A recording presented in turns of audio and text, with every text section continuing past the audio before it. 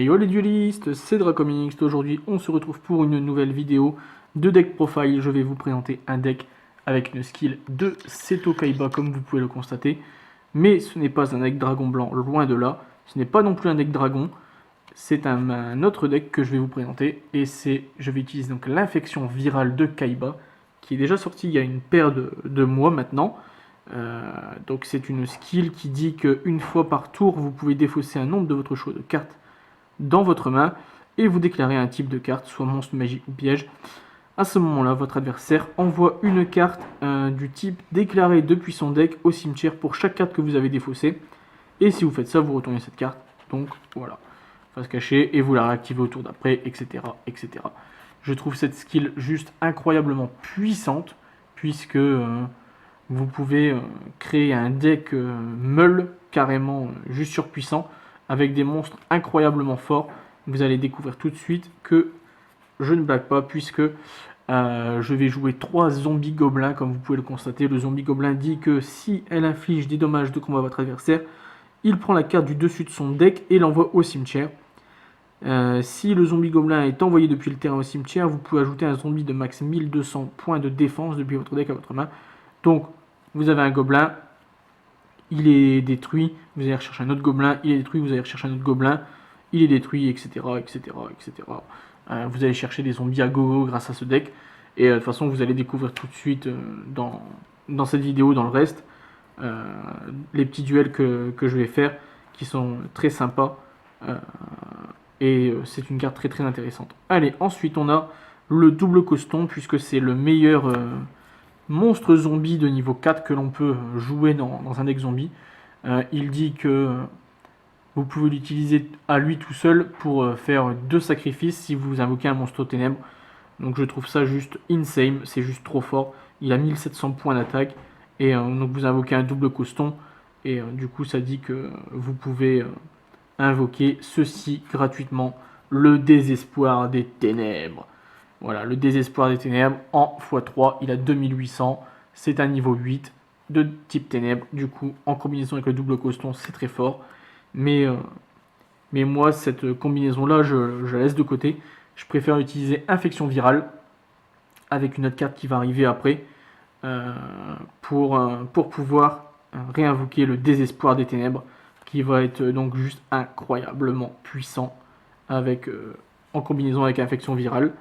Voilà, il a 2800, 3000 de def, c'est juste très fort. Au pire des cas, son effet, c'est s'il est envoyé depuis votre main ou votre deck au cimetière par un effet de carte de votre adversaire, vous l'invoquez directement spécialement. Donc si au pire vous faites miroir contre une autre infection virale, vous envoyez directement vos désespoirs des ténèbres depuis votre deck ou votre main au cimetière, et ça les réinvoque spé directement en mode attaque ou en mode défense, ça c'est vous qui décidez, mais c'est juste très très fort. Voilà, ensuite on a 3 patriciens des ténèbres. Pourquoi le patricien? Parce que lui c'est un niveau 5, il est facile à invoquer, et une fois qu'il est sur le terrain, c'est vous qui choisissez les cibles des attaques de votre adversaire. Donc s'il dit qu'il veut attaquer votre patricien avec par exemple un magicien des ténèbres, et bien vous dites non, hop, vous avez un désespoir des ténèbres sur le terrain, et tu vas donc lancer ton attaque sur le désespoir, et donc te suicider et perdre 300 points de vie. Voilà, c'est juste très très fort. Patricien des ténèbres, je recommande dans tous les decks zombies. Ensuite on passe donc aux cartes magie, et donc en combinaison avec le désespoir des ténèbres, l'infection virale, le livre de la vie. Pourquoi? Parce que vous ciblez un zombie dans votre cimetière et un monstre dans le cimetière de votre adversaire, vous invoquez votre monstre zombie sur votre terrain et vous bannissez le monstre de votre adversaire. Du coup, infection virale, vous défaussez le désespoir des ténèbres, voilà, vous dites monstre, et du coup il va être obligé de mettre un monstre dans son cimetière, et ensuite vous activez livre de la vie, ça ramène désespoir des ténèbres et ça bannit le monstre de votre adversaire. Voilà, c'est juste très fort. Et c'est une carte juste magnifique, j'adore cette carte, elle est très belle. En plus en ultra, j'adore. Ensuite on a 2 pyramides des merveilles. Pourquoi que 2? Puisque sinon après ça fait trop lourd et ça vous empêche de tirer vos monstres.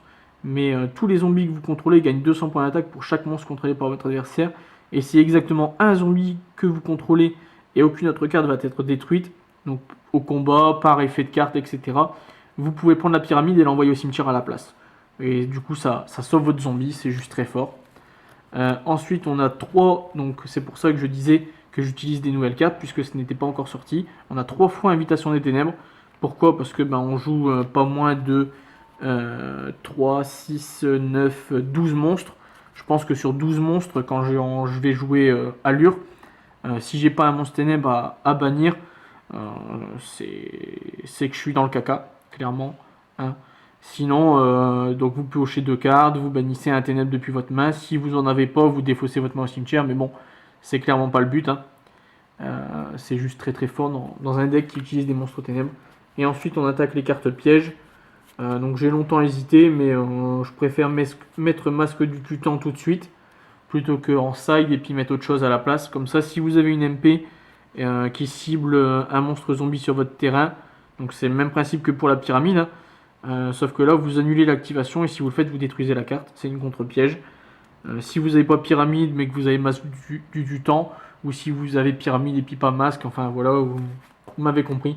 Je pense que c'est juste très très fort. Et ensuite, les 2 dernières cartes sont la Jarre d'Avarice, forcément, puisqu'on va envoyer quand même pas mal de cartes dans notre cimetière. Donc ça peut être utile de remettre 5 et de piocher une. Et sans oublier le Sanctuaire Hanté, qui dit que si vous avez aucun monstre, vous ciblez un zombie dans votre cimetière, vous l'invoquez spé. Si vous ne contrôlez aucun autre monstre, bien sûr. Donc elle a 2 effets, en fait, elle peut servir 2 fois. Donc si vous avez toujours pas de monstre et que le sanctuaire est dans le cimetière, vous pouvez bannir votre sanctuaire et donc réinvoquer un autre zombie, bien sûr, toujours si vous n'avez pas de monstre sur le terrain.